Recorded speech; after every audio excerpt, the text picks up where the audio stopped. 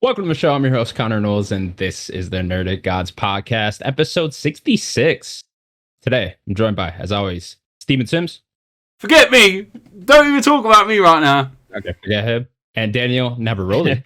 Navaroli, hello. Hello, don't forget me, please. I was going to say, who cares about those two? Because today, ladies and gentlemen, we are joined by the one, the only, Simon Miller.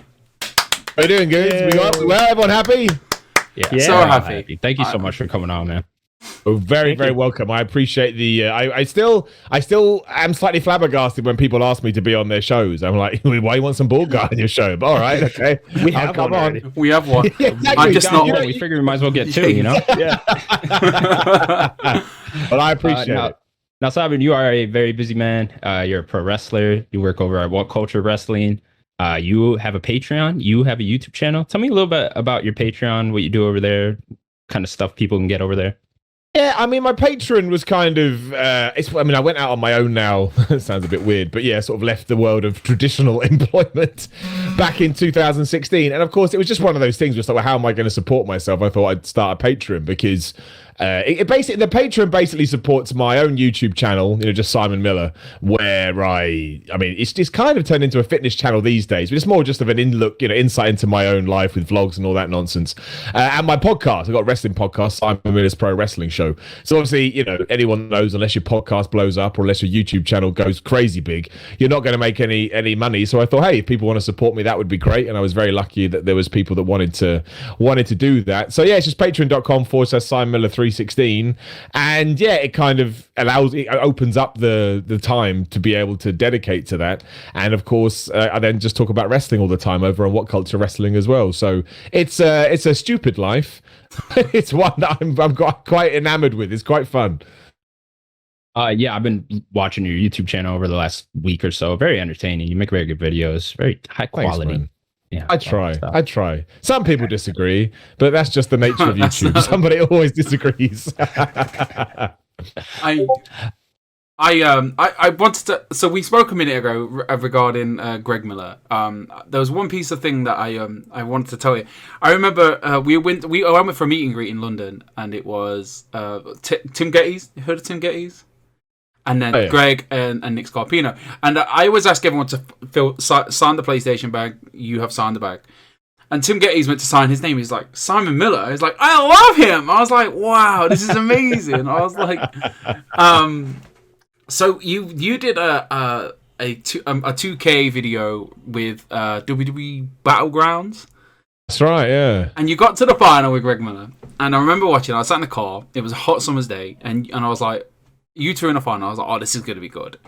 You and Greg, obviously Greg playing his character. Like, did Greg prep you on that character, or did he just come full Greg? Because No, that none of that was scripted at all. That was literally just, that was a crazy day as well, like behind the scenes, because the server just would not play ball and some guy could not get in the games. So I honestly think we were sat there, no word of a lie, for the total running time was about 12 hours of that thing, because it just took so long to try and get the thing to work. But no, I knew nothing. And that was the first time that me and Greg had kind of had a few random social media interactions, but that's the first time I ever chatted to him. And I think we both naturally just understood the other person's personality. Right. So we were like, all right, okay, we're just gonna riff off that. And yeah, it was real fun. He's a good guy. Yeah, I assumed you two were related. Oh well, so did I. I mean, that was my point to him. I presumed that it was just in our ancestry. And hey, we could be. You never know. If we looked into it, there's every chance that we could be. There was one point in the video where he had a standee of the Queen.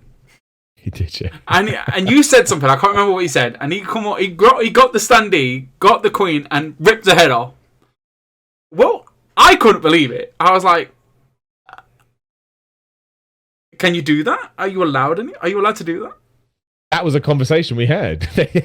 Again, not to give too much away, but he may have filmed a different bit just in case the powers that be watched it and went, you cannot rip the Queen's head off. So yeah. But like it made it. I didn't realize it made it. I didn't watch the whole thing back, so it's nice to know that it made it out there. Yeah. Yeah, it was interesting. Again, thank you for coming on. Welcome, genuinely. For someone, I would say, who's made it, what advice could you give to people watching the show of like, how do you get to the level you're at?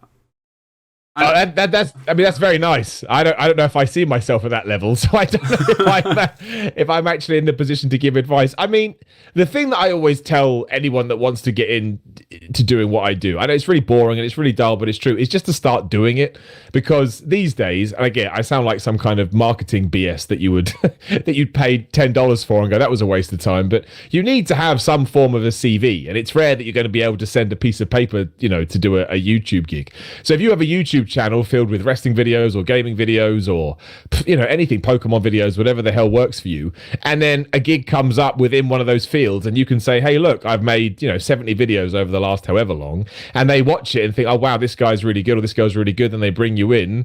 I mean, you need a certain amount of luck, but I mean, that's how I got my foot in the door with What Culture. I just had a bunch of videos I was able to show them when they were looking for new people to come in.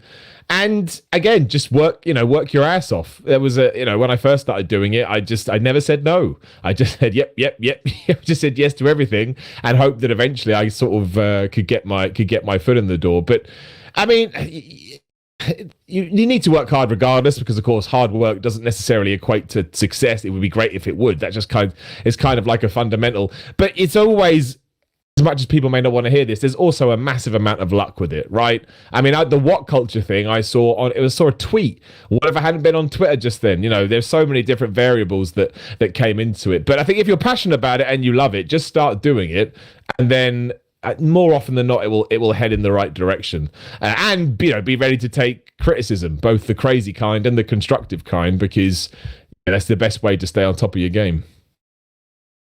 Thank you. Great advice. It is. He's such a positive man. I love him so much. Just explaining the first time I'd ever spoke to Simon. First time I ever met Simon. I'll quick brief story. So we're at this EGX. So I always call it like the E3 for England, because I think it's about as big as it gets over here. And I was walking casually, and I'd spotted two guys that used to work for What Culture Gaming. Don't work there anymore. So they were sat at this table with this bald man. But I thought this bald man just looked like just someone they talked to or whatever. So I went up to him, dead sketchy, like, excuse me, sorry to interrupt. I'm really sorry to interrupt. I said sorry a lot. Do you mind if I have a picture? Turned around to the bald guy, quickly glanced at him, was like, I'm really sorry for being rude. Turned back round, did the photo, did the pleasantries. And then again, I thought, I'll cover the nice bald man and say sorry again for being so rude. And then my whole consciousness went, oh my God, it's Simon Miller. And normal people would just say that in their head. And I went, oh my God, it's Simon Miller! Loud, like that. And then he stands up, and it just became this. And then I said, can I hug you? I can't remember what I said, but I got very hot and sticky. And then we had a picture, and then I walked away and died inside. Genuinely died inside. And and then obviously when I reached out to Simon a couple of weeks ago, I was like, "Hi, how do I introduce? Hi, anyone could be someone on Facebook, on Twitter." I was like, "Hi, I'm that guy that freaked out, remember? But I'm cool now. It's fine. I'm cool now." And then he replied back, and I read his message, and he was like, "Yeah, whatever. I'm down for whatever." And I was like, "Oh my god!" Freaked out again. I don't know. And my boss walked through the door because I was at work. And she got, are you alright, Steve? I said, whatever you want, you can have right now. Like, this is the best time you can ever. If you want me to clean, I will clean. If you want me to do whatever you want, but right now, this is happening. Like, I'll make you on mercy. Anyway, she was like, why? I was like, you never understand. She was like, try me. I was like, oh, this guy, I really like him. She was like, oh, right, that's nice, isn't it? And then she left. But I'll say it again. I've already said it 1,000 times. Thank you very much for being on the show. It's honestly, it's all good, man. You're too kind, and you're 100% too nice to me. Like, you really are. But I do appreciate it, because, as I said to you when we were talking off air, it makes me feel like I must have done something right. So I will take that and then some. So yeah, it's genuinely my pleasure. And with that, we will get into some video game stuff. Let's start with the news. Not too much news this week, boys. Very light week on the gaming news. First up. PlayStation has introduced two new DualSense colors, Cosmic Red and Midnight Black. Both will be released on June 11th of this year. Daniel, start with you. Yes. So I did controllers. I believe you bought one. I did see them, and I pre-ordered one already. I pre-ordered the red one. They look really nice. You never know especially with these colored ones. I'm sure the black one, it looks exactly like it looks like. But when you get them in your hands, they always kind of look slightly different than in a picture. Because my best friend had a DualShock red one that kind of looked muted. And then when he got it and unboxed it, it was really nice red. So like, I'm wondering, it looks kind of dark in a lot of the pictures. I'm wondering, like, is it going to be that dark, like crimson, or is it going to be a little brighter red? But it looks really nice. That's the one I got, was the red one. Yeah, I couldn't tell if they were going for more of a hot pink type of thing. I don't know. Simon, do you have a PS5? Did you see these controllers? I would love to have a PS5, but getting them in, I think it's a worldwide problem, but definitely in the UK. I think I have more odds of finding like the lost treasure of Gibraltar than be able to get a PlayStation 5. So what I did do though, I did get a new Xbox because I was like, well, if I can't get a PS4, well, I don't have any kind of allegiances, but I was like, I need to have some kind of new console in my life. I've always had them because, you know, it's just what we do. So I was able to get the new Xbox, which is great. When I can get a PS5, I'm going to try and get it. But I did see the new controllers, and I think the cool thing about the sort of gaming sphere that we're living in at the moment is that they do stuff like this. Because I remember, you know, especially when you go back to sort of PS2, PS3, there was such a focus on sort of the hardware would count to that as well. But I mean, like the actual box, they never really kind of did stuff like this where you could actually customize. And I remember it really started when Xbox and Microsoft were like, oh no, it's a lifestyle device. And then PlayStation were like, oh, that sounds a good idea. Then Nintendo took it and went, yeah. You know, you got to have one in your house. So yeah, I did see them. I would probably would get one of them if I was able to get the console. But as of yet, I mean, they've said, again, I don't know what the situation is across there, but they've pretty much said 2022 is when you're going to be able to, you know, go online and just go, oh, I've decided to buy a PlayStation 5 today. So yeah, I'm waiting, but I absolutely will get one because eventually something will come out that I need to play, probably God of War or something like that. So I need to make sure I'm good to go. Right. Yeah, with the controllers, I almost wish PlayStation would take it another step further and do the ID at Xbox thing that Xbox does, where you can actually go in and customize the controllers, and controller you want, and all that. Is that what it's called? Daniel? It's called Design Labs. Yeah, that's it. Yeah, that one. Yeah, I kind of wish they would go that route with it. Sims, I think you have 2 PS5s, so you stole one from Simon. So.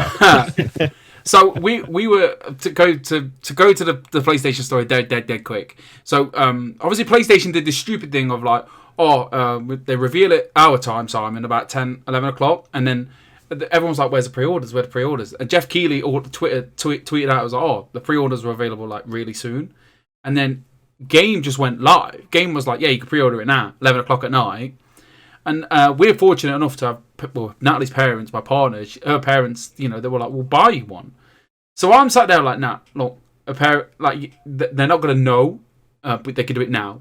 Yeah, but they're asleep. I said, yeah, but we need to do it now. She said, don't worry, my mum will have this sorted by the morning. I was like, look, I appreciate you, mum. I love you, mum. She's great. But I don't think she will. Woke up at 6 a.m, car wasn't there because they park outside the house. Car wasn't there. She was in the line, trooper. Don't know how she knew she was in the queue.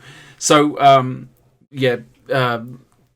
so she did that, and then by Christmas, all the family's like, yeah, some money. So right, we can go back into the race for the PlayStation world.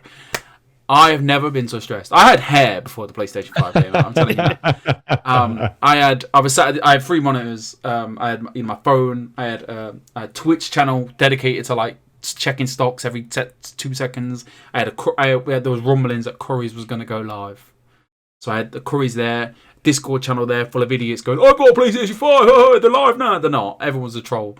And then the Curry's app on my phone, and I was looking this way, and at this point, and a corner of my eye, it says Curry's alive now. And instinctively, I had like, for some reason, I had to basket in this corner on my phone, clicked it, and it went to basket.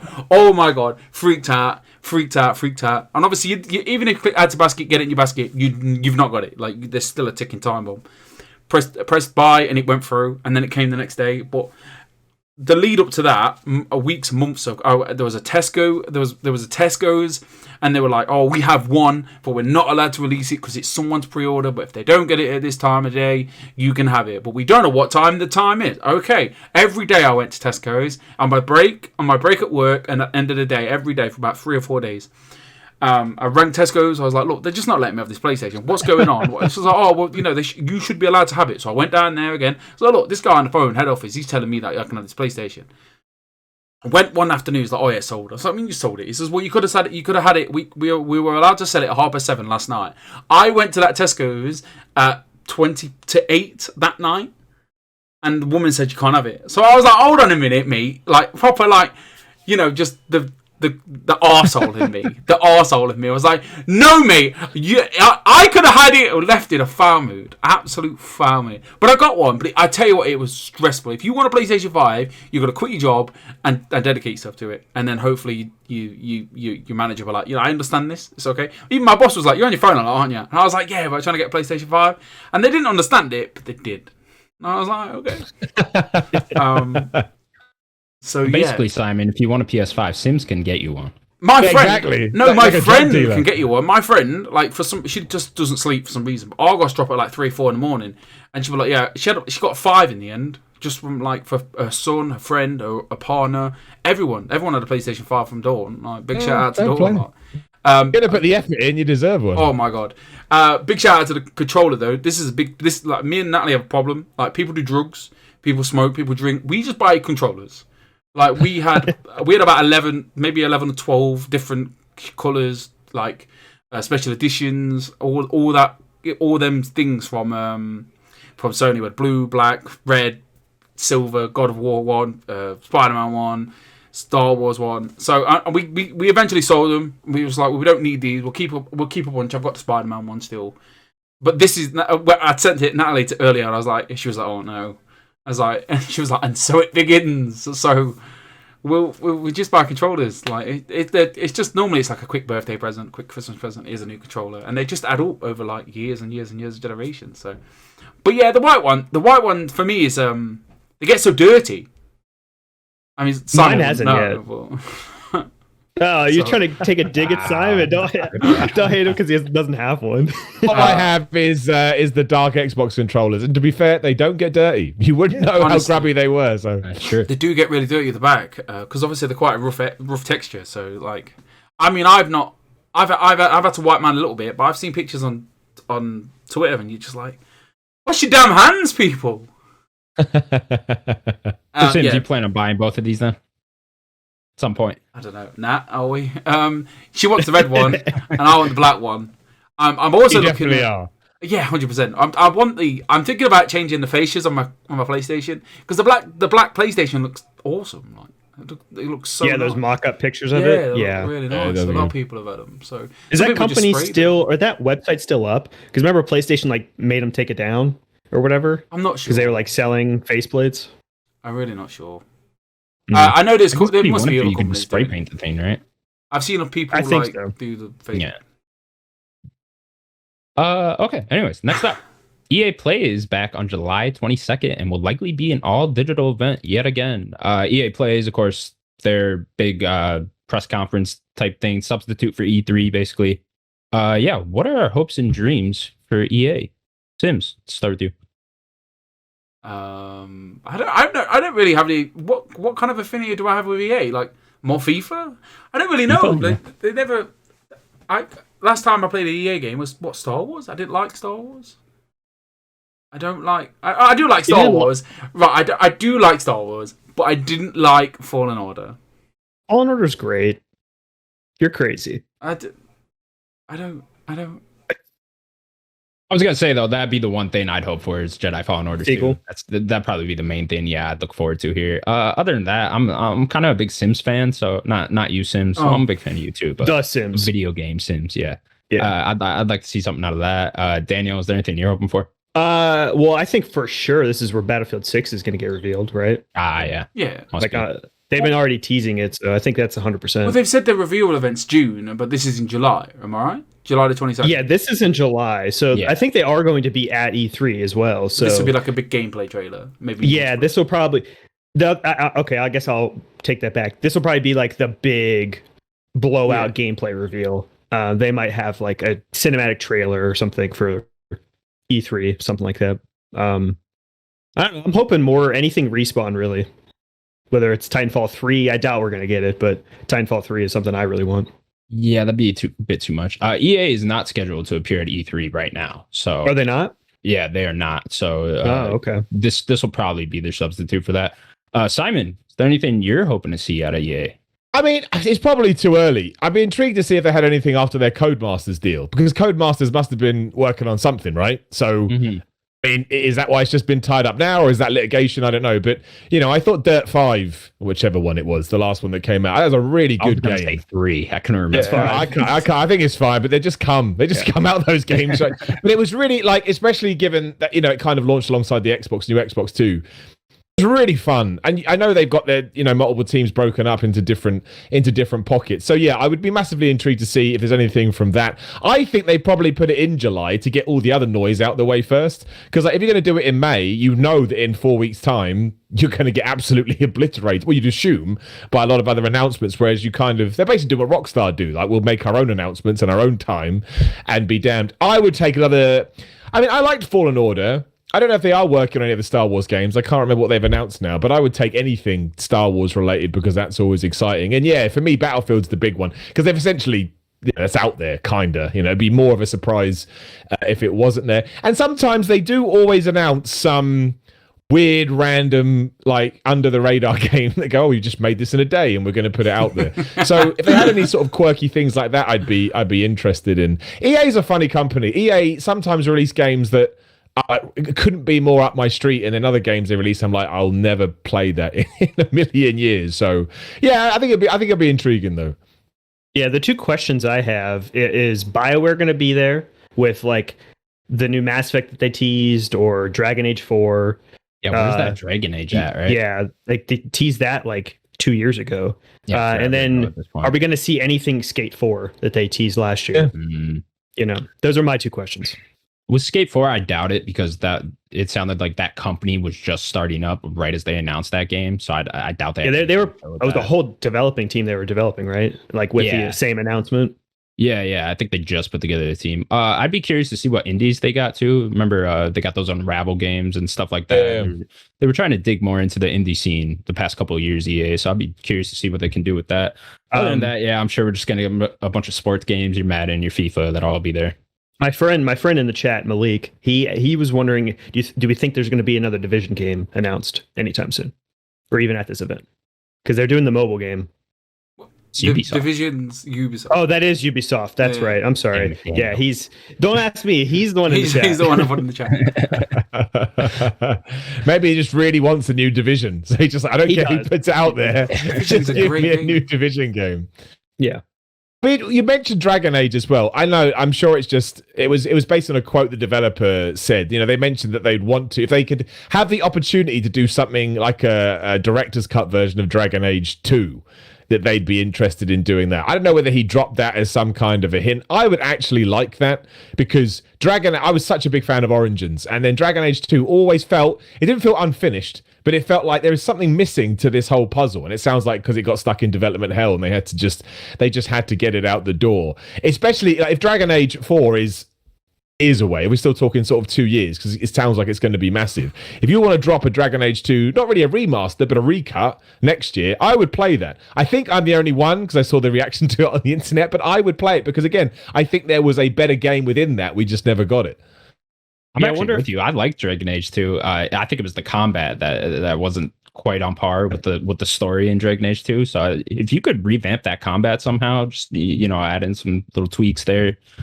I think you could make Dragon Age. I wonder if they'll do a similar to the Legendary Edition, trilogy with all of the other three Dragon Age games. Should have a big pack, updated and stuff. I'd be up for that. I really, really would. Dragon Age Origins is still, it changes all the time, but I think I put it in my top 5 ever. I was obsessed with that game, to the point I went back and did every single Origin story. I was like, I want to run this game into the ground. I thought it was brilliant. What'd you do? Play that game 5 times? Oh yeah, honestly, my run clock on it is obscene. There's no story you could tell me in that game that would surprise me. I played every single one. It was a good time of my life when games were just everything. But yeah, I flipping love that game. Who did you used to work for? Somebody, didn't you? I always get you mixed up with somebody else. Who did you used to work for? Or were you just independent? Video game wise? Yeah, sorry.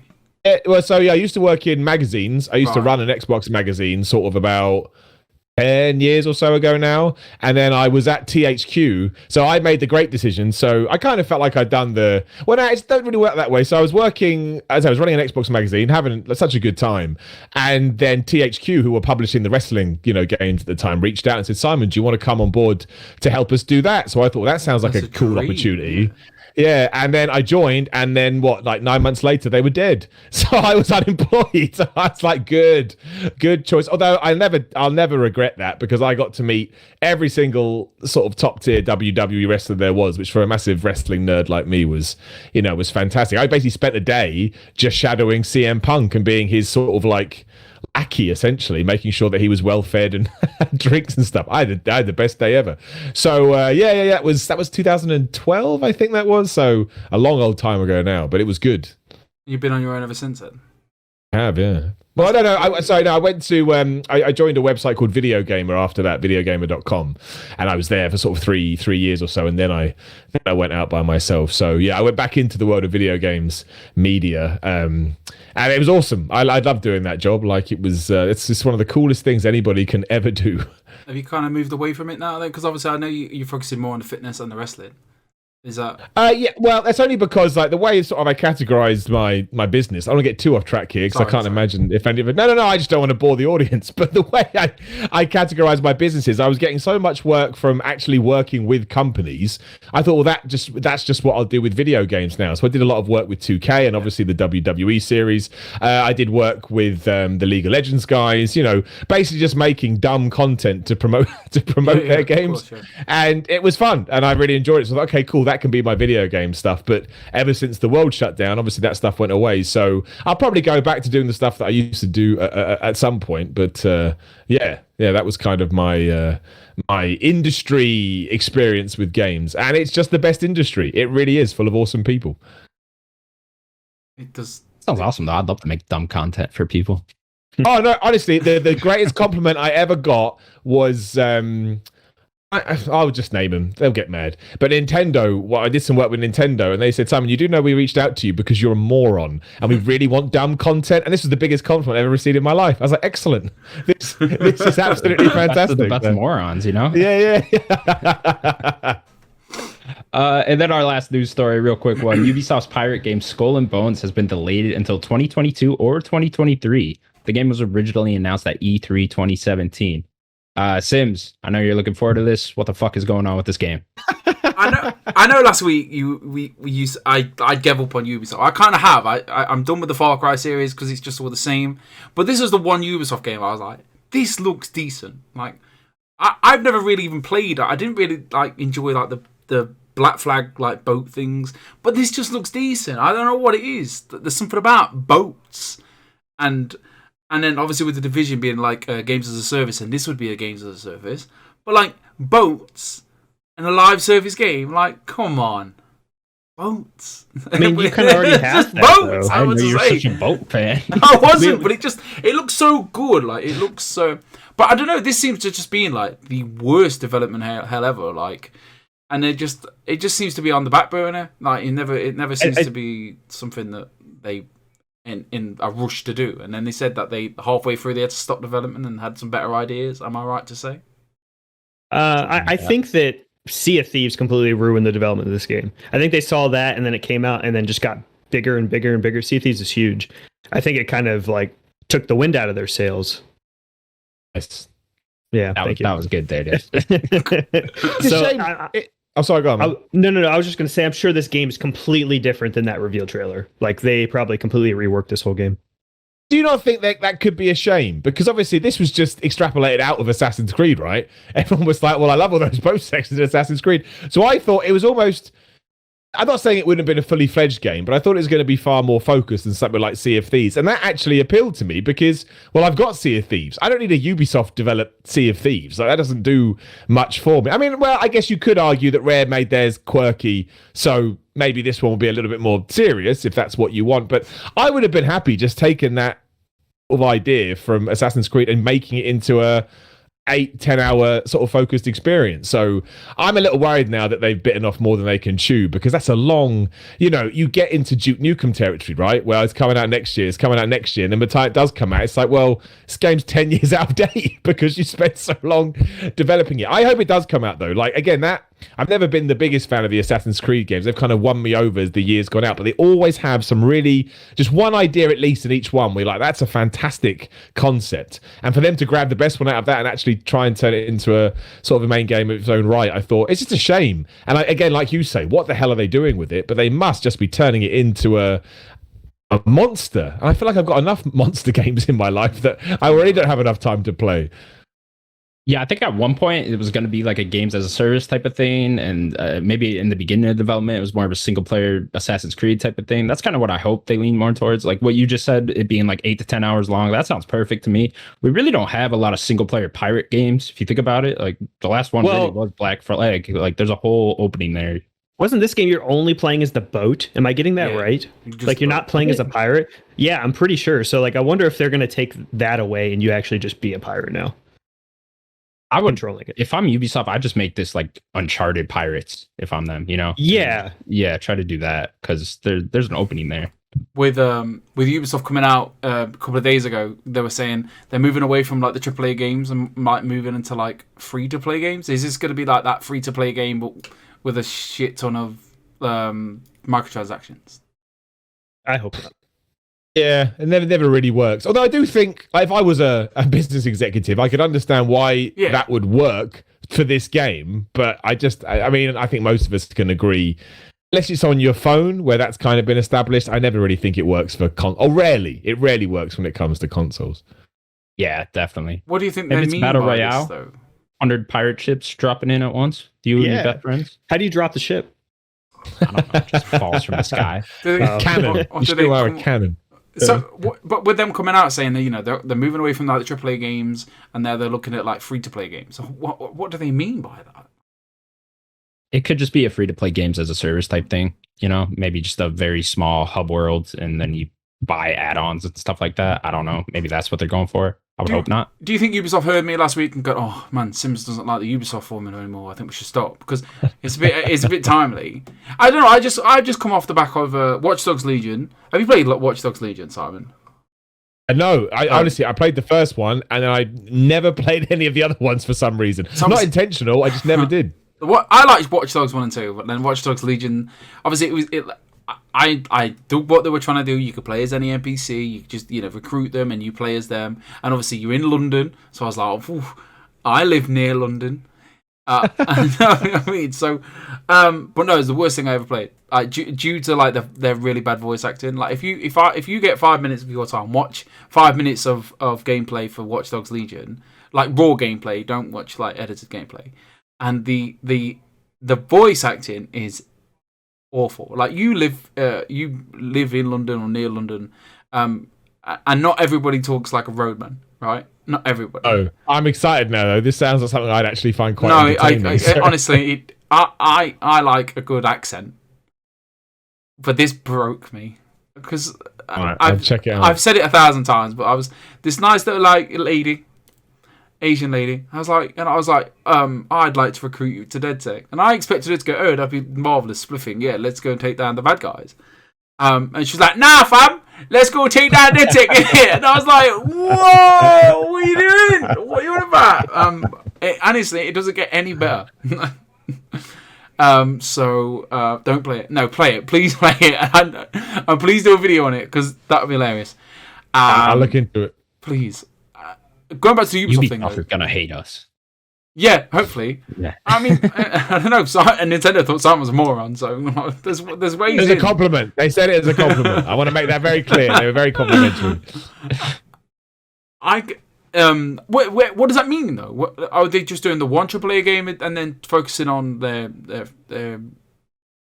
if you read more into the actual comments the Ubisoft representative made, it kind of sounds more like they want to make their free-to-play games more AAA, if that makes sense. Yeah. Make them bigger, make them better, add more technology in there, all that shit. That's what I mean, so like the Skull and Bones thing.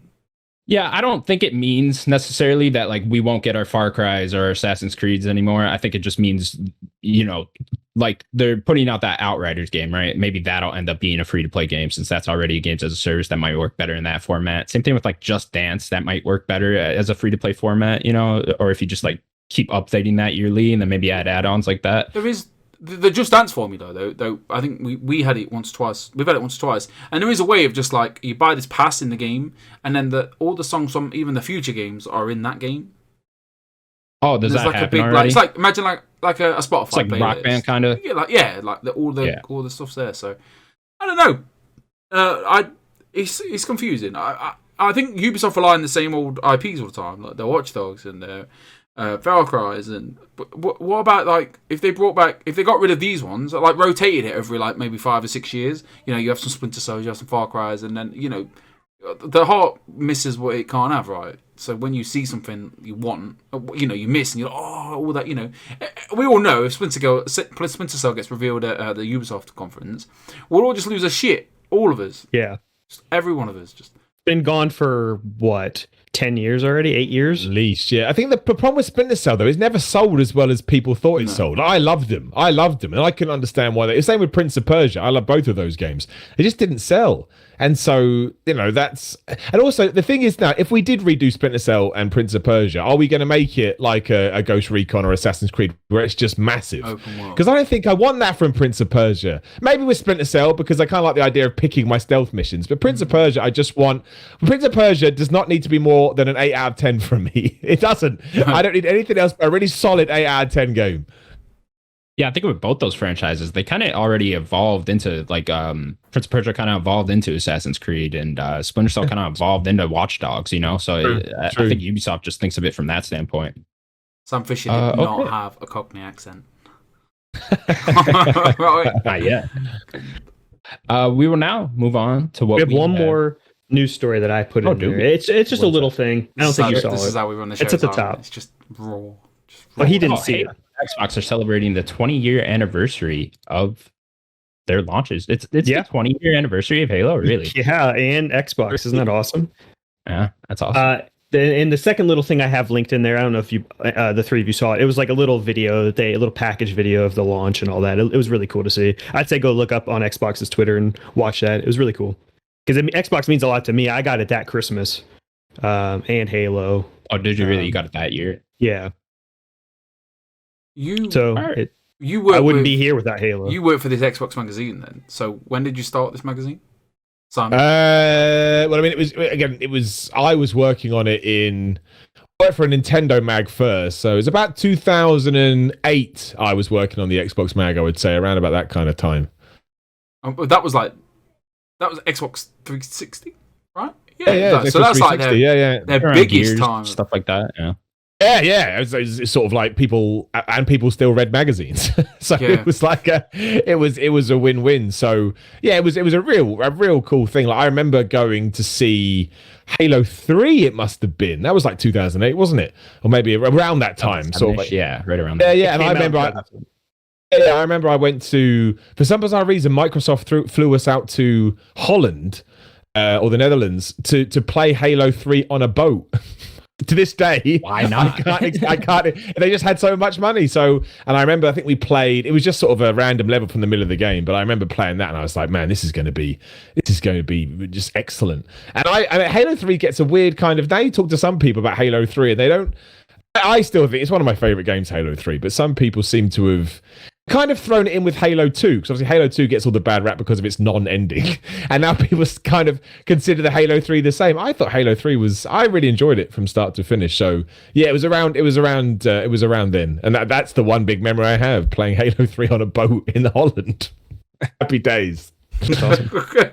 Do you ever just think to just find the guy that organised it and went, why? I think they just had. I think with most of these companies, they have such big budgets, and if they don't spend them the next year, they don't have the budgets. They're like, they probably just had budget left over, and they went, "Let's fly them all to Holland. That will take up some money." This guy that just organised it just threw money at you. It's like they were. Microsoft were always, obviously, I've dealt with them quite a lot. They're a real awesome company to. Well, at least they were with me. A real awesome company to work with. They went out of their way to they're just accommodating. Like they really, really were.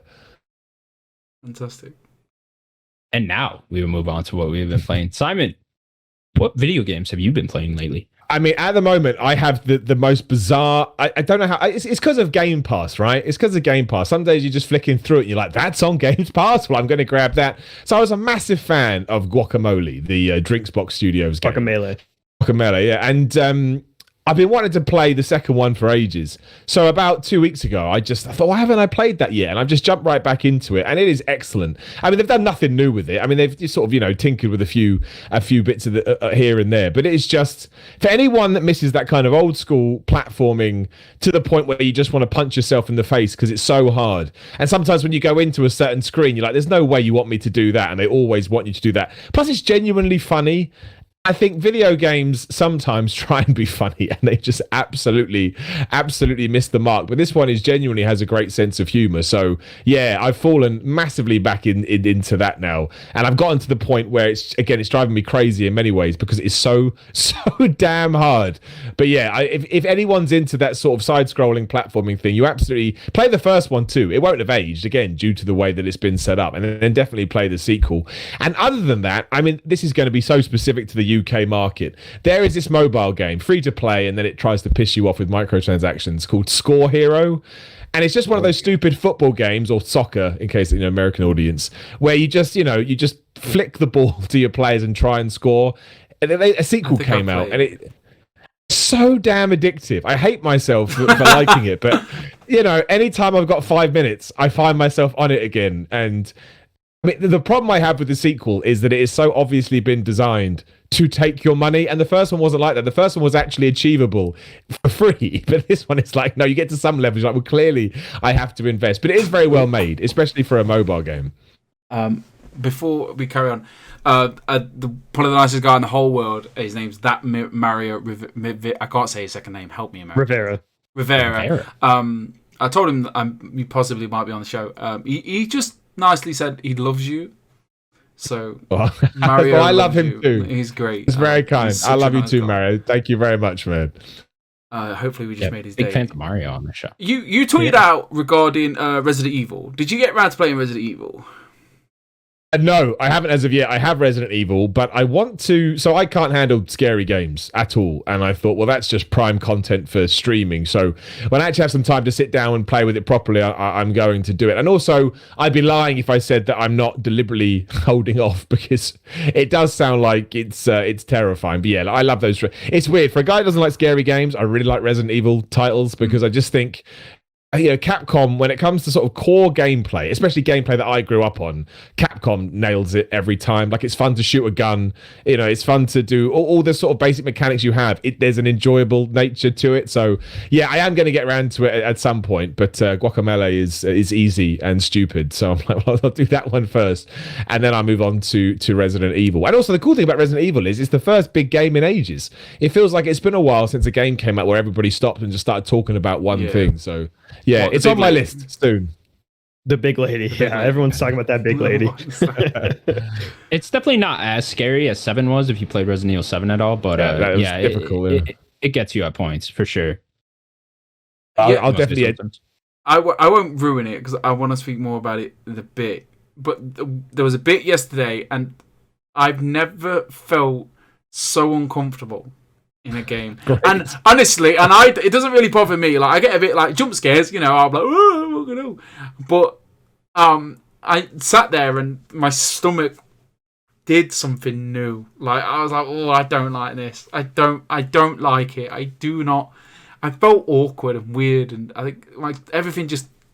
But other than that, it was fine. It's not that scary. But that one bit, making me feel weird. Yeah, already. It's horrible. It's horrible. It's definitely more action focused, Simon. So like, if you just kind of treat it like an action game, not as much on the survival. Like, there are survival elements just with like your resources not having a ton, but if you could just kind of just run in there and just shoot stuff, like you probably won't be as scared. That sounds good. I mean, because Resident Evil 7, obviously the problem's not fair. It was excellent, but it was so inspired by PT. I just consider PT to be genuinely the scariest game I've ever played in my life. I had about 7 breakdowns playing that thing. So I'm glad that we've kind of moved away from that now. So yeah, I'd play it regardless because again, I just think that they are so well made and they're so, indicative of what I think video games are, but I still have to build up to it. But yeah, I'll definitely play Resi soon. Obviously, you got to play Resi. Yeah, of course. Yeah, like 7 is like gross horror. It's really gross and grimy and all of that. Yeah. 8 is way more like gothic and like Bram Stoker's Dracula. If you ever seen that movie, like it's very much that aesthetic. And if that scares you, like werewolves and vampires, all that kind of stuff, then you might be scared of the game. No, it's mostly jump scares is what I don't like, which is why 7 was the worst. Too many of them. Yeah. And it isn't the most scariest game until that one point. And I believe it might even just let it off after that bit because we turned it off yesterday. But I don't know. It did something to me. I really didn't like it. I wasn't even like I was scared. I just felt. I felt sick. It was so weird, and like I didn't like it. I did. The section Sims is referring to is very heavily inspired by PT. You could tell. The one part there, Simon, you are not going to have fun with it. Yeah. It's weird, isn't it? Like I don't want to get too off track. So my last point would just be PT to me is one of the most fascinating games ever. This demo that was meant to transform into Silent Hill, but even as whatever the hell you want to call it, what a brilliant. I don't even know the word would be project experience. Yeah, experience that was because it goes to show as everyone tries to outdo everyone when it comes to ambition and it comes to scale and it comes to creativity is not fair because I would say this was super creative. This just put you in a flipping square corridor and honestly I couldn't play it for more than 10 minutes at a time without wanting to just rip my eyes out. It was so horrendous, but also a masterpiece. Genuinely, how can a demo be a masterpiece? I don't know. Hideo Kojima. Only 5 minutes long too when you think about it. And yeah, if you know what you're doing, you just fly through it. Yeah. The fact that you had to sing in the controller, like to sing into this controller. I remember I sat there with my partner. She was like, "I can't do it. What should we do it together?" And I remember I was singing something into the controller, and it worked. I was like, "Hold on a fucking minute! Like, what's going on here? Like, what is video games? Kojima's going on there. Just like sat there, like talking to what? But it's a shame it didn't happen. My partner took it really personally. Like she was devastated. Like she was really looking forward to this game. Massive Silent Hill fan, absolutely like adores it. And obviously when it got cancelled, she took it personally, like personally. So like all she wants now is just a Silent Hill game. Well, to recreate that horror, like Simon just said, like Resident Evil 7.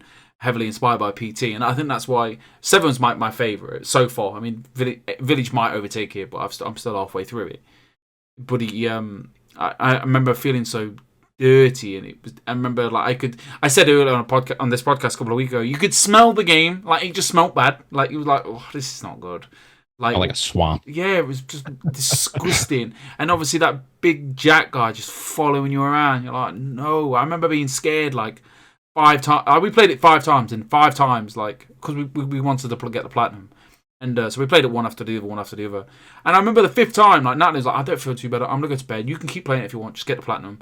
And I remember being scared, like, on my own. I was like, I know what's going to happen. And it didn't happen. That's the worst part. He normally comes smashing through the wall, and he says something, that scares you. But I was like, oh, I know what's happening now. So I know he's not going to come through the wall. And he didn't. I know he's going to come through the wall. He didn't come through the wall. I did another lap around the house, picked something up, went back, and then he come through the fucking wall. I was like, hold on a fucking minute. That was 10 minutes ago. Like, you were supposed to do... This game was supposed to be scripted, but no. It was terrifying. I mean, don't get me wrong, the ending kind of, like, fell apart a bit, but... That first, couple of hours of Resident Evil 7 was great. And Village is doing such a great job of being Resident Evil, like, just with the spin. And I'm really enjoying it. I still don't understand why everybody's horny for this, like, lady. Like, why does why would anybody want a taller girlfriend? Like, that's my worst nightmare. Like, why? She's 6'9". Okay? She's 9 foot, isn't she? Very tall. Oh, is no, she 9 she's, foot? Maybe no, she's 9'6". I think she's 6'9". Oh, I'm pretty okay. sure, What? right? It I did don't that remember. on That doesn't do it for me personally. It is weird. Simon, is there any other games you're looking forward to that are coming out this year? Got like Halo Infinite coming out later. Ratchet, a bunch of stuff. Never played Ratchet, you know. I've never played Ratchet and Clank. It's one of those things that just escaped me. I think it's because when those games were coming out, I was like a kid, and my parents had said, you know, you have to pick a lane, and I picked Nintendo. So I just had Nintendo consoles growing up. Again, really nice of my parents, obviously. I'll always play Halo because I think that I do think they need to do something different with Halo this time around. I remember when I was playing it before, I was like, I still love it. And, you know, the little sandboxes that it creates are still brilliant because you just never know what's going to happen. And they always have well-crafted AI. But kind of felt like I'd done this before. Not in a bad way. It's the same way as when a new Bethesda game comes out. Because I've just rinsed myself on, well, the ones I ruined myself with was Oblivion and Fallout 3. So when, you know, the next games come out, I'm like, I enjoy them, but I can't play them for anywhere near the time as I did these ones because it's my fault. I've exhausted myself on the format. I think I put like 301 hours into Oblivion, which is a obscene amount of time to play anything. But when Skyrim came out, love it. But after about, you know, which is still a long time, but 50, 60 hours, I'm like, I'm pushing 400 hours total on these Elder Scroll games. And I just needed to do something else, right? I just needed something different. But so I'm intrigued to see what they're going to do with Halo. But otherwise, I mean, there's nothing. This is why I got so excited about Resident Evil. I don't know if there's anything that's standing out a mile as of yet. I would like Nintendo to announce some games. Mario Golf? Well, you took the words out of my mouth. It's being done by Camelot as well, right? And Camelot made the one on the DS, I believe, and that was just the greatest thing. That was just excellent. That was just so damn good. So if I am right on that, I'd absolutely play that. But also, I like that. I can't remember. Basically, the when you can design your own games, they're Roboblocks. Basically, you know, they Roblox. It's Roblox. My daughter will be very offended. It's like no, it's fine. It's fine. I'm just like, I know she'll be downstairs like Roblox. I think it's Game Creator Garage, I think. That's it. That looks That's right, yeah. Because I've never, hence I don't even know the title properly, but I never played Roblox, but I always thought, what a fascinating idea. And, oh no, dude, correct me, of course. But no, sorry, it's my daughter, because I know she's watching it down the stairs, so she's a big fan of Roblox. My wallet exactly, right?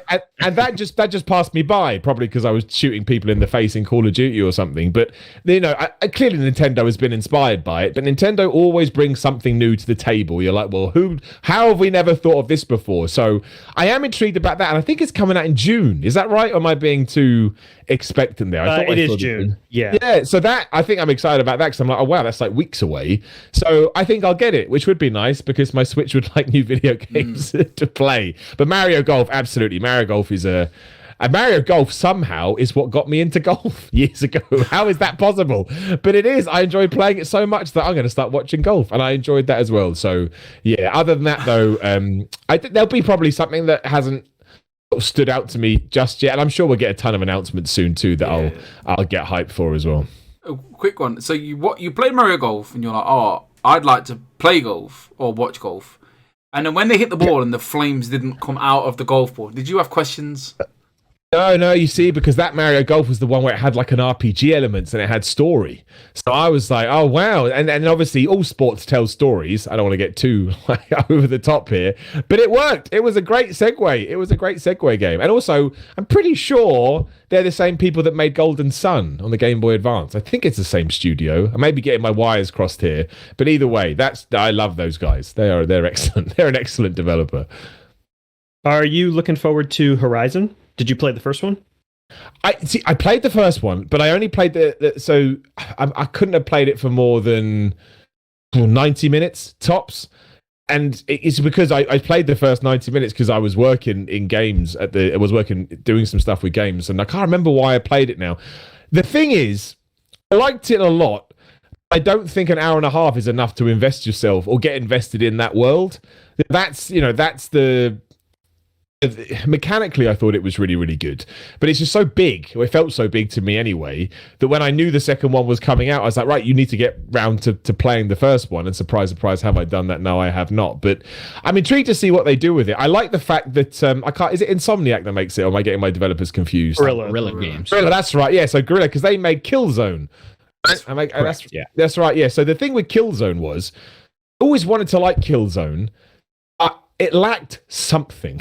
I don't know what it was, but I played through them. I'm like, especially the one that came out on the PS4 was the last one, wasn't it? Was it Killzone 4? Yeah, Killzone Shadowfall. Yeah. The launch were like, it's just so empty after a while. You're just like, maybe I'm alone in this, I don't know, but I was like, I need something, give me something, please, give me a hook, and I never got it. And I think I was worried that would be the same thing with Horizon, but I don't think that's the case at all. I actually think the change in scenery, because obviously Killzone was always meant to be PlayStation's Halo, which it never was as far as I was concerned. But I think with Horizon, they're actually told, okay, you've done all this, this cool stuff, go make your own thing. And actually that's where they were able to inject their personality into it. So I do want to get back and try and get through the first one, because I actually think I would dig that. But you know what it's like, everyone has a pile of shame, and that very depressingly is on mine. Yeah, that first little bit you play is like little Aloy, so like you kind of have to get past that and let the game open up, and you get to experience more of the gameplay, And also I love it because I'm a sucker for, your small person taking on massive monsters. Love it. Like, it's why Shadow of the Colossus is one of my favorite games. Just having that kind of perspective and having that kind of the scale is such a good way to suspend your disbelief. Be like, oh, I'm in this, this magical exotic world. So, I don't actually, I've seen obviously the couple of the trailers that are coming out, but I haven't gone out of my way to read up about it because I kept saying, oh, play the original one. But it's a great game for Sony to have in their calendar, because people love that game. Like, it really, really did. I guess it just spoke to some people. So it will feel like, I want more games. That's why I'm so excited about Resi. It feels like an event. I miss event games when everyone just stops and goes, we've got to play flubbing video game. Yeah. Who also doesn't like giant robot dinosaurs? Yeah, exactly. Giant robot dinosaurs with a bow and arrow. So cool. What more do you want? Yeah, it's true. Right. So, Simon, I know you got to get going. About 2 minutes. You want to say something? Oh yeah, I was to say. So there's a guy in the chat that I really we went to a kind of funny meeting for when Tim get his notice your name. This guy, he also he looked at by the bag and he was like, Simon Miller. I was like, well, we don't. Well, yeah, me and we have drinks all the time. No, I said no. He just signed my bag. He's like, oh, I love Simon Miller. It's like, oh, what, do you watch all his wrestling content? He's like, yeah. And obviously, when you first meet someone and you're both wrestling fans, you obviously start with, I went to WrestleMania 17. And you're like, hold on a minute. Let's start being best friends. So, Chris, if you've got one question before Simon goes, because you're such a nice guy, and I really, really appreciate everything you've ever done for me. But yeah, thank you, Simon. For you brought me together with so many people, and you're such a well-known name. So while he asks you a question, would you like to plug yourself before we have to let you go? I will. I do want to say that's all very, very kind, because I do not see myself in this fashion, almost deliberately. I try to... Do you not get mobbed in the streets? I don't get... surely you must get stopped quite a lot. Surely if you leave your house, you've got to be careful in case someone's like, oh, sorry. No, not to that degree. I do get recognised here and there, which is the greatest thing ever. But no, I don't get mobbed when I get out my paparazzi out in my bushes yet. We're aiming for that, but I still find I'm still incredibly appreciative of it, and I really do find it humbling, because people say nice things and it kind of makes you feel legitimized in what you're doing as well, because if you break it right down, I'm just a moron that talks about games and fitness and wrestling. But to know that people are enjoying it, honestly, or two things: one, it's so kind, but also, if people didn't watch it, who would I be? I'd be just a dude shouting into a camera.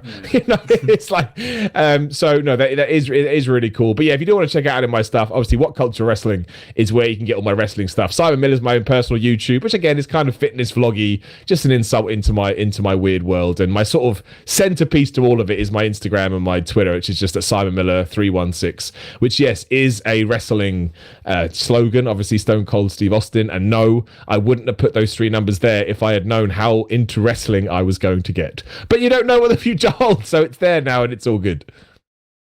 Simon, I will say thank you, and you have actually made my day. This is like a birthday present to myself, because it was supposed to be last week and my birthday was on the 2nd of May, so I was like, this is the best birthday present ever. So thank you very much for... Oh, very happy birthday, man. Belated birthday to you as well. I know, genuinely, I appreciate you having me on. And we should do it again sometime. Genuinely, when I've actually don't have to run off to make some videos, I'll come on for a whole episode. Yeah, when I came on for a whole episode, we should do it. Or maybe when I played Resident Evil and I'm a cowering mess, we can reconvene. 100%. Yeah, come on and review. Literally, anytime you want to come on, you just let us know. Done and done. Yeah. Please go check out Simon Miller, his Patreon and his YouTube. And with that, thank you, Simon. Awesome. Cheers, guys. Take care. I'll see you soon. Later. See you. Thank you. All right, see you, Tom. All right, how are we gonna do this? And that's it. He's gone. So I'm so sorry, Chris, because I couldn't get him to ask that question. But I know what he was gonna say. It's difficult. I will definitely reach out and find out. We are all in the wrong place on the. Yeah. We're still recording. There we go. Yeah, we're still there, guys. Oh, okay, cool. We're going to carry on because I want to talk about what we've been playing. Whoever turned up in the chat, like, I'll edit this bit out, maybe. Thank you very much. I have to turn this way to look at the chat, but yeah, thank you very much for turning up. That was a dream come true for me. I know you two don't have too much of affiliation with Simon. I mean, what an awesome guy, though. But he's genuinely the nicest guy ever. Like, so at one point, I had to hold back tears because I was like, "This is probably the best day of my life." Because he's such a nice guy. He's genuine as well. Like, he's just like that all the time.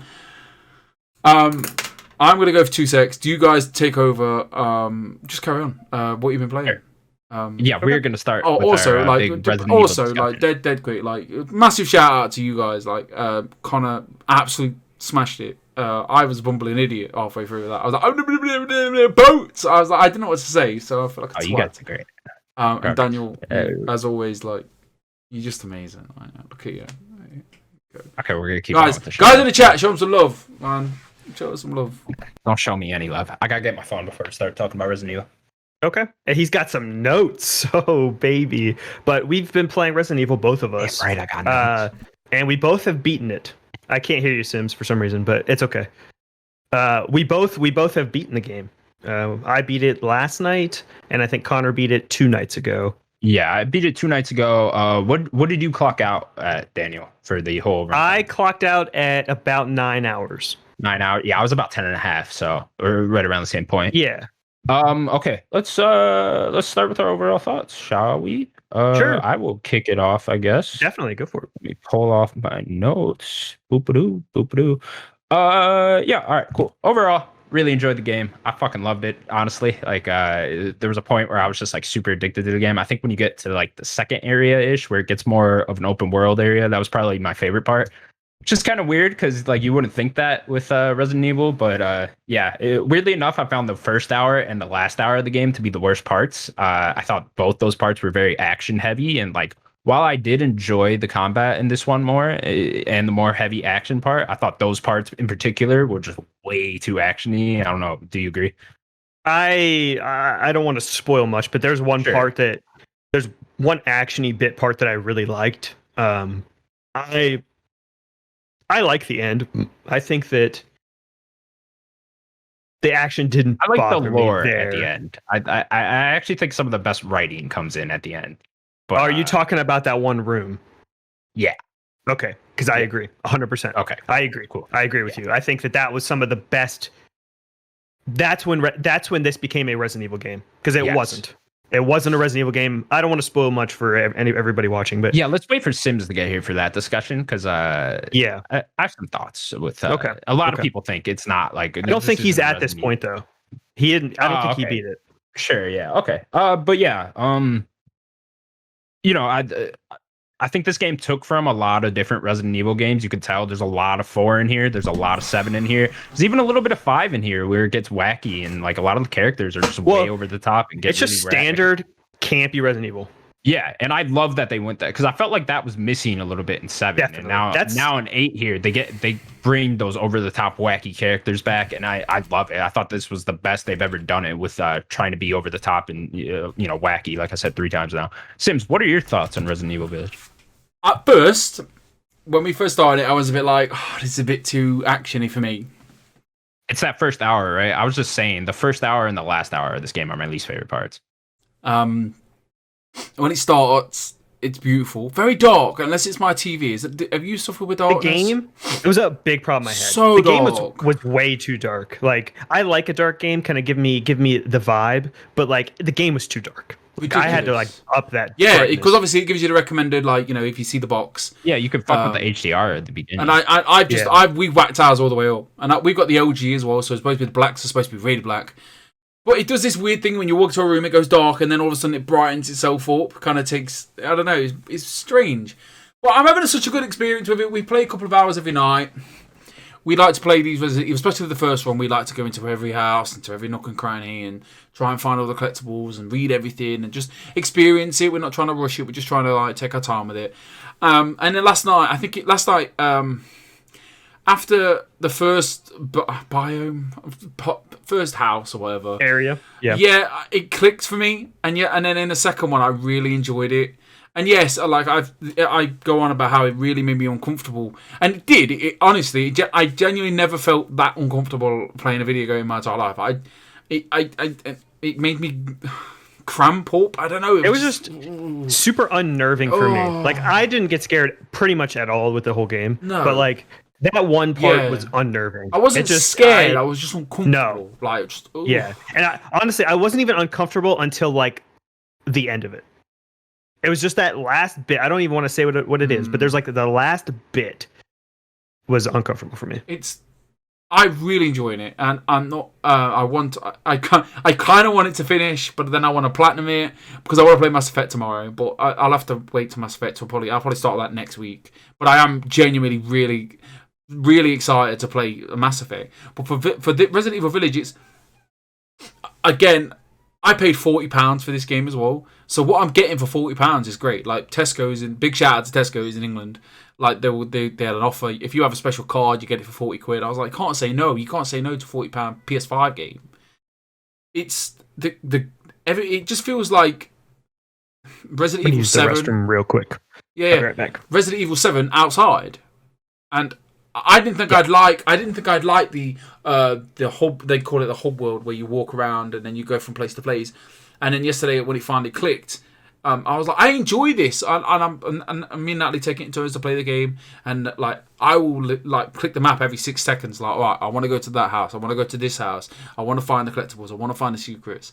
And I'm having such a good time with it as well. I'm really enjoying it, and it doesn't seem to be that long. And one of the trophies is like finish the game in under 3 hours. And I'm like, at the first point, I'm like, how? But now I'm like, it's also beat it only using a knife trophy, which sounds so annoying. But that's standard. The part you're referring to though is when it becomes a more open world part. So this game kind of breaks up into 3 sections. I won't spoil the sections, but like obviously the first one's in the castle. Everyone knows that you're in the castle. The castle part is very Resident Evil 7.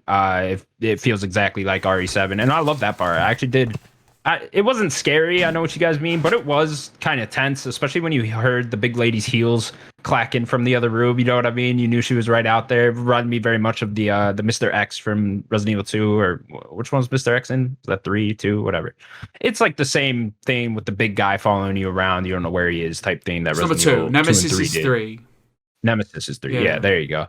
Yeah, so that I really like that. And then the second part, what you were referring to, is this more open world part. It reminded me a lot of Far Cry, honestly, where you get a map and there's little side things you can do. I love these side treasures you can go get so much. Yeah. So with the side treasures, they'll either be like a puzzle you get to solve, then you get a treasure at the end of it, or some weird, crazy type of monster that you get to fight, or it'll just be like some basic puzzle you solve, you get a key, and then you open the chest. It's something like that. And yeah, some of them aren't as good as others, but the ones that are good hit really well, I think. Those are probably my favorite parts in the game. It's really unique puzzles. Got involved in a lot of those. What are you pointing at? Chris in the chat. He said he's juggling Resident Evil with Returnal, which cost him £40 off eBay. And I was like, £40 for Returnal is something I'd pay. I wouldn't pay £70 for Returnal. But then again, it doesn't. I would tell you don't pay $70 for Returnal. Yeah, Chris, definitely getting on the show as soon as possible. Yeah, Chris, you can come on whenever. Yeah, he's great. He paid £40 for Returnal, which is great. But back to Village. I also really enjoyed the hunting aspect. I thought they didn't overcomplicate it. I thought this was a cool. You didn't need to do it. Yeah, it was just I liked the way the crafting worked in this game. To be honest, I liked it more than I did in past Resident Evil games. That ended up being really enjoyable. I thought the store layout, I thought all that was great too. Yeah, I love the Duke. Worked, the way you could come back there. The Duke was such a cool character. Yeah. These characters in general, I thought there's one character, his name's Heisenberg, I did not like that much. Yeah, but everyone else, those like 4 main villains you got, I thought were all very interesting and very cool designs too. I got shout out the designs of the monsters that you fight in this game in general. I think they're all really yeah. I love, you see him in the trailer, the big hammer dude. I forget, he has a name. But that big hammer dude's just a cool design. I love. He's Yeah. just like he looks like a werewolf. He has all this hair, and there's just this giant hammer slamming down. Really cool. I want to talk about the gameplay real Sure. quick. Did we all like the gameplay and how it felt to play?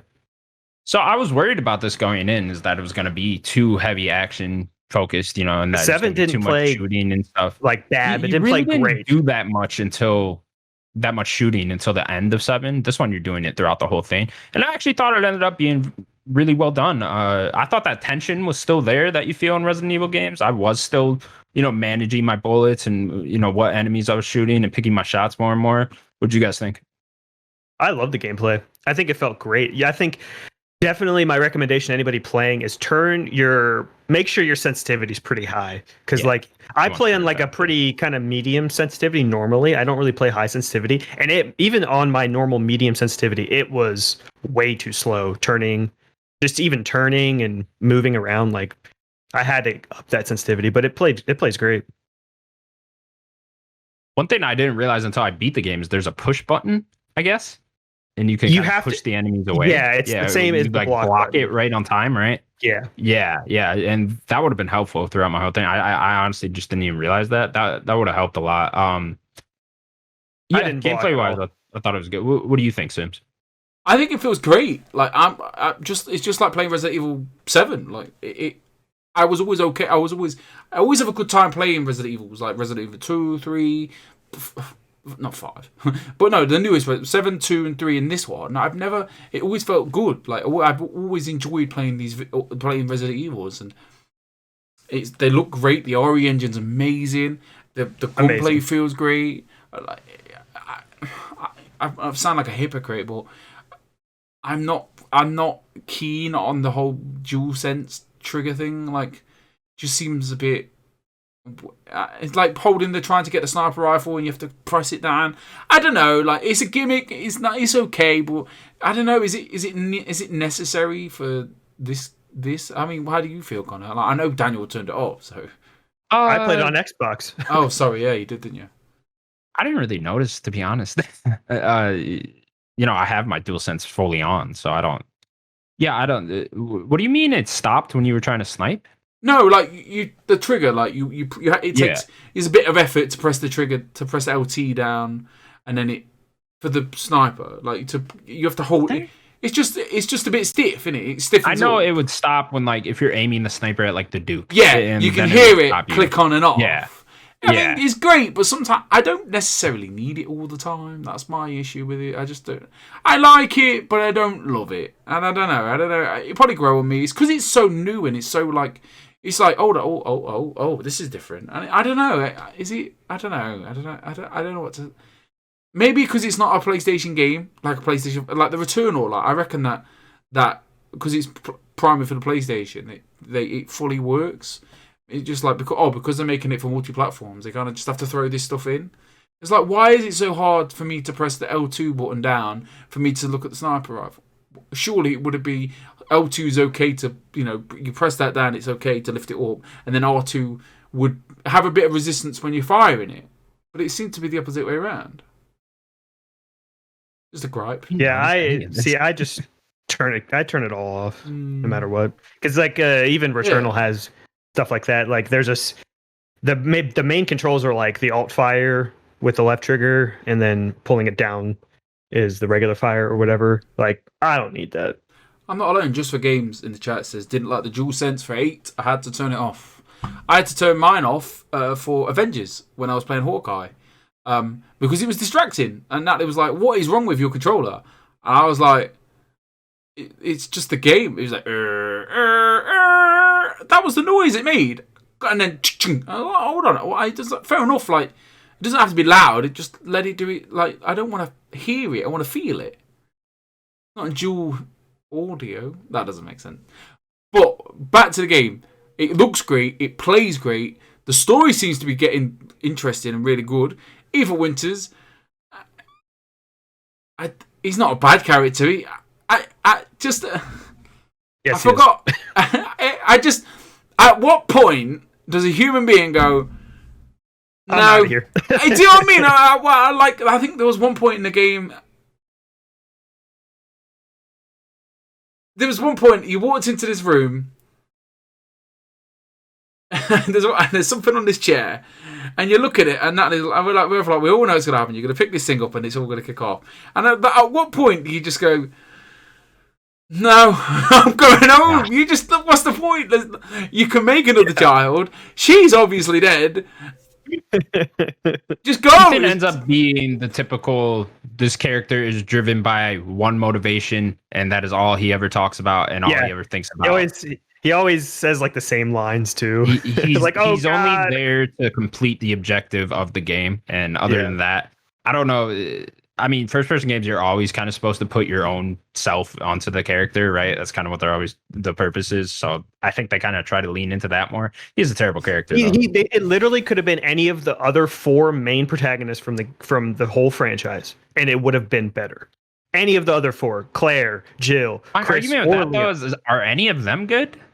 They're way better. I don't know. I've never felt really connected to any of the Resident Evil main characters, to be honest. Like, they're cooler for sure. Like, Leon's got the flippy hair, he's cool, you know. Chris got the muscles, Claire's cool, you know. But I don't. If you were to play as one of them, I think it'd still just be the same thing where they're just driven by the one objective. It's the writing, really. Story-wise, though, what do we think? I know me and Daniel have not beaten it. Sims, do you like the way the story's heading for you? No, yes, but like with a pinch of salt is like, I won't go into it too much, but like you're collecting something, and I'm just like just scratching the old noggin. I'm like, what? Why? Huh? There's a lot of things in this game you're scratching the old noggin. Just go home. Just leave. Just don't. You don't need to do this. Just stop. And stop. And I won't talk about Resident Evil 8, but I was 7. Yeah, let's talk about 7. So I was watching Probably Oliver on twitch.tv/Probably Oliver. And he did it was the first part of the game, and he's running around that house when Jack's trying to follow him, and he hits him with the shovel. And then all of a sudden, I've never seen this before, he gets the shovel and chops his leg off. And then you have to crawl to get your leg, and then you have to put your leg back on. I've never seen that cutscene. I haven't. What enemy is this? Jack, the main guy. Is it Jack?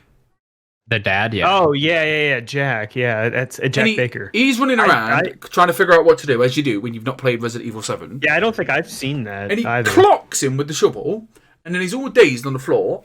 He hacks his leg off, and he makes you crawl for your leg across the room, so you have to crawl towards Jack to get your leg.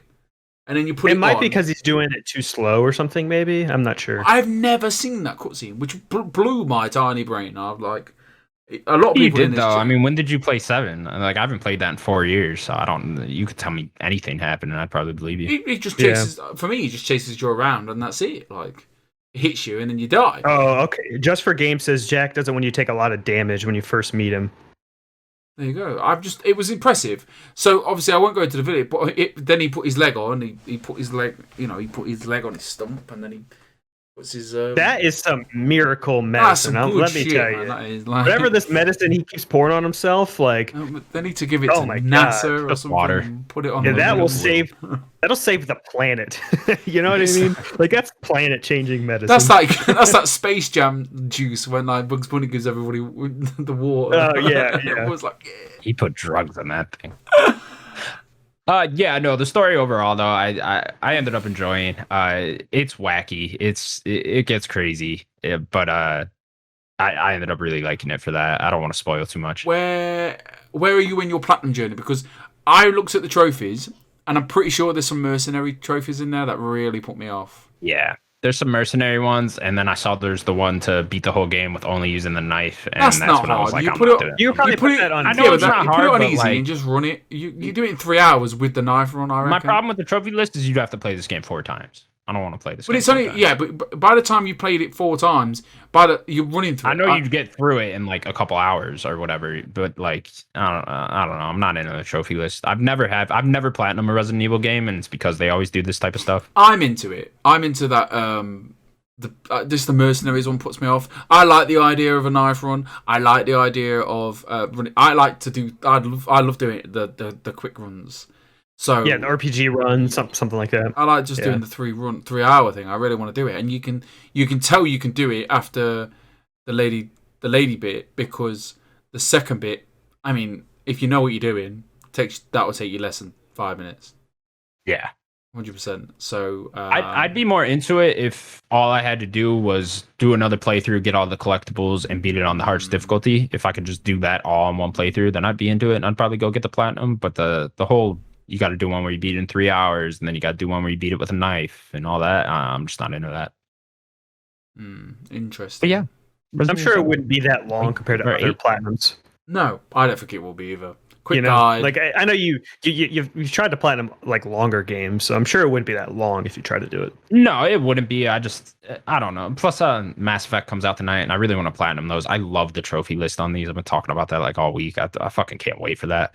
But yeah. Any other thoughts on Resident Evil Village? I think we're doing a spoiler cast. At least me and Daniel. I would like to. We'll probably try to get someone else in there. I'd like to. So we can get. Let me finish it, and then I'll see if I want to do something. Okay. Sure. I'm enjoying it. I really want to get back to it. I'm looking forward to playing it in a minute. I think my final like thoughts are, I wish the castle bit was way bigger and more a part of the game. Because I don't know if you agree with me, but it would have sucked because the beginning of the game would have been worse. But I think they should have switched the last part of the game and the castle bit around. You probably plus work the your way to character of the castle, the big lady. She's a better character than the character at the end for sure. I mean, she's one of the highlights of the game, and it's the first thing you do. Yeah, I was a bit shocked by that. We can't say too much. Just for games, if you want to jump on the spoilercast, I'm sure that'd be great. Like, whatever. Like, we gotta just whatever. Yeah. We can talk. We can talk. I'm in here, man. What else has everybody been playing? I'm just waiting for Mass Effect. I have a whole week off next week. I cannot wait. Oh, really? When does it start? My week off? Monday. So Friday's your last day of work for like another 9 days. Yeah. Nice. That's going to be great. In space. It's going to be great. Floating in space. Space. What kind of space are we talking about? We're talking about Mass Effect space or space? Well, Mass Effect space is like sexy. I genuinely, I never have this reaction to like playing a game again, but like I genuinely, it's been what 10 years nearly 10 years. Yeah, I think it was 2012 for 3, so almost 9 years. I'm looking forward to playing 1. I've never played it. I feel like I'm gonna be like, oh god, number 1. Ugh, I don't like it. But I don't think I'll platinum. I was good to the platinum list ain't great for me. I don't like the fact that I have to finish it on Insane. I tried to do. I remember doing 2 and I was like, oh, I'll finish it on Insane, and it was rock hard. You actually don't though. I swear I've seen on Mass Effect 1 and 2 and 3. So there's a separate trophy list that spans across all 3 games, and in that trophy list, there's for beating it in Insanity difficulty. But the ones just for getting the platinum in 1, 2, or 3, there is no beating it on Insanity difficulty. Actually, 2 and 3 you could do in one run if you did it well. You would have to get the right upgrades. You have to do a guide and stuff. Shit. Yeah. But, I think I remember trying number 2 of a second playthrough. I remember number 2 trying to get the proper good run, and I was even following a guide the first time I played it because I had no affinity for Mass Effect at the point. I was like, oh, I'll try and get the 1,000 G's out of it or whatever, and I booked up somehow. Gutted. The key to these are just pick Paragon or Renegade or what was the other one called? Was that right on there? Oh, that's it. Okay, Renegade, cool. Yeah. Paragon or Renegade, yeah. Yeah. Pick one or the other, and every time you get an option to pick one of those in the dialogue options, you gotta pick that. You can't like stay in the middle for anything. Otherwise, you won't have enough on one side to do it. But yeah, I'm curious what you think about Mass Effect 1 because a lot of people. It seems like from the little bit of impressions that have come out this morning that Mass Effect 1 still doesn't play great. And but for longtime fans of the series, they'll be fine because they already know how it plays and stuff like that. But if you're new to it, you might not enjoy it as much. So I'll be curious to see what you think about Mass Effect 1 for sure. Is reviews out for it yet? No, reviewers didn't get review copies early apparently because there's a big day one patch. So that's EA for you, you know. Yeah. I see. It's so funny. I see everybody's so excited to play these games. I'm like, I already played them. Like, give me like, where's the next one? Where's Mass Effect 4? You're always like that, though, you know. Yeah, it's like I am so excited for people that haven't played or whatever. But like, I don't know. Like, I played these games, 9 years ago. I beat them all. Like, I don't know. For me, I'm just excited to be in that world again. Yeah. Like, I can't wait to just put like 80 hours into one of these games. It's not like it's new. Sure. I did it. I can't remember. I mean, I replay games all the time, so it doesn't bother me. Yeah, I don't. See, I guess that's I probably just get nostalgic, you know. It's that. Yeah. Thing. Yeah. It's definitely I me. completely understand where you're coming from. Guys! Breaking news! There's big news! Breaking news! Do the breaking news noise. Do that. Breaking news. Google Stadia says it's fine, thanks. What? Google Stadia says it's just fine, thanks. What is this in reference to? It just says Google insists Stadia remains alive and well despite studio closure departures. Oh, it's just fine. It's just fine. I gotcha. I think that's quite funny. It's fine. It's fine. Chris, I think Mass Effect 1 will probably hold up well story-wise. Gameplay, no. Definitely. But they put a bit, they put some shiny stuff on it. It won't, but it's not gonna hold up like you think gameplay-wise. Story-wise, sure. it will hold up story-wise. I'm already going into it with the mindset that Mass Effect 1 is going to play terribly, just like it did. Yeah. And there'll be slight improvements here and there, but it's still going to play bad. It always played bad. Yeah. Daniel, I know you played more Returnal. Just a little, because I didn't get a ton of game time. I really only got to play Resident Evil kind of this week. I didn't really get to play it this weekend, so sure. I just didn't game as much as I normally do this week. But I did do a few more runs, and just my thoughts are just the same. Like they really did not nail the roguelite aspects of this game. They straight up just didn't. It has so many things it fails to do, but gameplay is just so fun, and the world and like the lore is really cool, but just the roguelite aspects are just not good. And with that, that's all. We will move on to the game. Daniel, yeah. What is the game? I was hoping to get the game with Simon. I don't. It's unfortunate we didn't have enough time. Yeah. He'll come back on later. Yeah, next time when he comes back on, we'll try to get him for the full show. We could play 20 questions with him. I have the game pulled up, and I'm excited for this one. I'm ready whenever you are. Thanks for asking.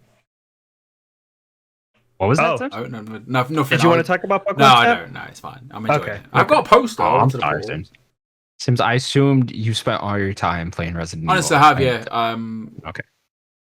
Played a bit of Pokemon stuff yesterday. It's okay. It's good. I just want to do... it doesn't tell you what to do, and it upsets me. I want to be told. I want to make... You want to be a little more instruction, a little more... Yeah. This is what you need to do. God forbid you know what to do in a video game, God forbid. God forbid, Sims. Okay, let's move on to the game. I'm ready whenever you guys are. 20 questions. Oh, it's just 20 questions? All right, I got the game right here. Yep, I'm Did ready this whenever game you are. come out before the year 2000? Before it did. Let me see the exact... I want to try to find the exact release date. Okay, Ooh. Yeah, it did. It's before 2000? It's before 2000, yeah. I hate you. Did this game come out on the N64? It did. Is this game exclusive to the N64? No. I'm going to say no. Is this game a wrestling game? Is it a wrestling game? Is that what you want to ask? Yeah. It's not a wrestling game. I'm out. See you in a bit. Good luck, Connor. Right, Chat. I'm out too because it's before the year 2000. So I honestly didn't realize video games came out before the year 2000. Yeah, no, they just started at 2000. Yeah, that's kind of what I always thought. It's on N64. He doesn't think it's only on N64. Does this game star an iconic Nintendo character? I'm gonna say, you're asking me. I'm gonna say no. Problem is, we're asking him. Fuck. I'm the one asking. Or you're asking me the Did this question. game come out in 1998? The year 1998. Big year for the N64. Big year. It did. It did come out in 1998. There you go. That's a good question. Damn, Sims. He knows his N64. That's a really good question. So, Thanks, Chris. oh, Oh god. Is this game on the PlayStation 1? No, it would have been 2. No, it's the 1 era, isn't it? yeah, it'd be the one. It would be the Came one. out in like 2001. No, it's not. So you had the N64, the PlayStation 1. Maybe it got ported to like the DS or some shit. Not the Dreamcast. It would be the Saturn. Did this game exclusively launch on the N64? Yes, Okay. that was my hesitation. Okay. So that was what? Oh, I mean, we got the year 98. All right. So it's exclusively on the N64 at that time. Daniel doesn't think it's an iconic Nintendo character. A lot of guys. Is are this iconic game Nintendo. notoriously bad? Notoriously bad? As in, like, known for being awful? No, I don't think it's notoriously bad. Okay. It's not Superman 64. I was gonna ask if it's a licensed game. Maybe we should. Is this a licensed game? It's not a licensed game. No, not based on the previous IP. That's 10. It's so not. far. Maybe he just doesn't consider one of these characters an iconic Nintendo character. I'm kind of hung up on that now. Like, is it like F-Zero or some shit? Has this game been re-released on the Nintendo DS? No. Based on something. All right, let's get a genre down. Is this a platformer? Yeah, I'd say it's a platformer. Is it a Rare game? Is it developed by Rare? Yeah. Is that what you're saying? Yeah. Yeah, it's developed by Rare. Okay, so was it Banjo? Stop. Is it on the Rare Replay? Is it on the Rare Replay? Pretty sure. Wasn't really I a don't really question see to that you. I here. forgot you were in the room. But we'll take it. I'll take the question. Well, it's developed by Rare, so I assume it is. I don't really see that on here. I'm gonna Could be say Conker. yes. I never really played it, this game, so I'm gonna say yes because it is developed by them. Is this game aimed towards adults? Is it aimed towards adults? Like Conquer is? I'm gonna say no. I mean, I would assume adults can play anything, but I'm gonna assume no. Yeah, but like Conquer like swears and shit is what I mean. Okay, so it's not Conquer. I'm not is helping basically what I'm asking. I mean, I'm just saying Conquer is aimed towards adults. Is it? I don't know. It has goofy art style like for kids. Yeah, but he It's like swears. Yeah, but it's like an edgy teenager game. Is Conker? So now it can still be Conker. This is a question for Connor. For Daniel. Connor, is Conker a squirrel? Conquer's Bad Fur Day. I don't know. Is he a squirrel? I was trying to say the title, and hopefully that would tell me what type of animal he is, but it's not. I can tell you, but I'm not gonna help you guys. What type of animal is Conquer, then? What type of animal? I'm not gonna help you. Well, I mean, it's not help. Okay, I mean, okay. He's a squirrel. He's a Duh. squirrel. Okay, Of course, cool. he's a squirrel. Does this game star a squirrel? No, it doesn't start. It could still be Banjo. It could be Banjo Tooie. Does this game... In this game, do you have to collect jigsaw puzzles? I could be real nitpicky if you really wanted me to. Okay. 'Cause I'm gonna say yes, but that's not what they're called. Is this game a sequel? Is this game a sequel? No. So it's Banjo Kazooie. When in this game, when you want to run, does the bird in your bag run around? Wow, wow, wow, wow, wow, wow. Is that the noise? Yeah, close enough. That's the noise, yeah. Does that happen? Is there an ability where the bird runs? No, like I'll if you want to clarify your run, question if for you you. want to run, you have to like use the bird in your backpack to run, and it makes like a. I want to say that's an ability. I don't think that's just normal how you run. I think he just waddles first. Then you have to get an ability to do that. But yes, Okay, is this game Banjo-Kazooie? it is. Hey! It was released June Big 29th, shout out to Just for 1999. Games.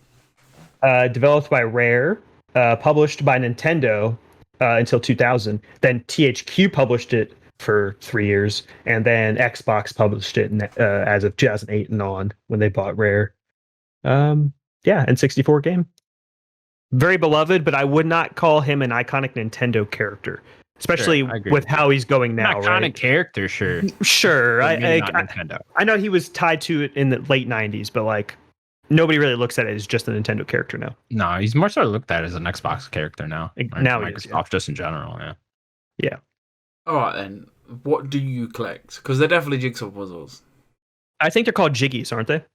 Son of a bitch. Or is Dumbass. Jiggies something else? Maybe Something Jiggies dumb. is a different thing. I know that you collect Jiggies in the game for sure. I played this a couple of years ago. No, I didn't finish it, but I've played a bit of it. Good game.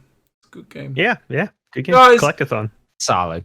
This is good. How good is this episode? Great We're episode. not, we're not even at 69. Like, what are we going to do for 69? What are we going to do? you gotta not safe for work that episode. You know what I mean? Yeah, man. Can we get someone to guest that's like shirtless or something? What about the greased up deaf guy? No? You think we could get that guy? No, he's an animated character. Oh, okay. Don't know who you're talking about. He's on a The Family greased up Guy. deaf guy from Family, South Park? Family Guy. That- Oh, Family. Oh, yeah. Okay, I confused the two a lot. I don't know. They're very confused. Anyways, that was the Nerdic Gods Podcast, episode 66. What an episode it was. We want to thank Simon Miller again so much for coming on the show. We very much appreciate it. Sims, thank you for getting Simon Miller on the show. Daniel, thank you for being alive. Thanks, Daniel. Yeah, thank you. I'm happy I'm alive too. Good job, Daniel. Connor, thank you for nothing really. You suck. All right. Thanks, everyone. Bye-bye. Hi, everybody. Goodbye, everybody.